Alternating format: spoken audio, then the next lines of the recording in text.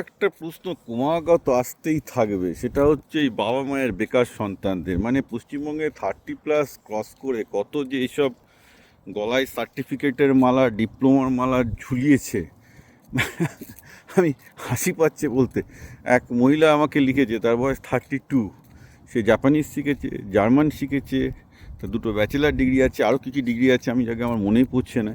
সেসব করে সে এখন বেকার দিতে আছে, জিজ্ঞেস করছে আর কি করলে তার চাকরি হবে। আমি একে কী বলবো বলুন? এ কি, আমি যেগুলো যদি সত্যি কথা বলি তাকে শুনবে না। ছোটোবেলা থেকে এর মাথায় ঢুকিয়ে দেওয়া হচ্ছে তোমার একটা সার্টিফিকেট লাগবে, একটা ডিগ্রি লাগবে, তবে তুমি চাকরি পাবে। Bullshit, total bullshit. আমি আবার বলছি টোটাল বুলশিট। চাকরি বা যাই পান না কেন আপনি স্কিলে পাবেন, এবং চাকরি সব কিছুই হয় বিজনেসে। গভর্নমেন্টের বাইরে সব চাকরি তো বিজনেস। আমি অনেকগুলো ভিডিও করেছি, দেখতে থাকুন। ইউটিউব বিপ্লব পাল 2000।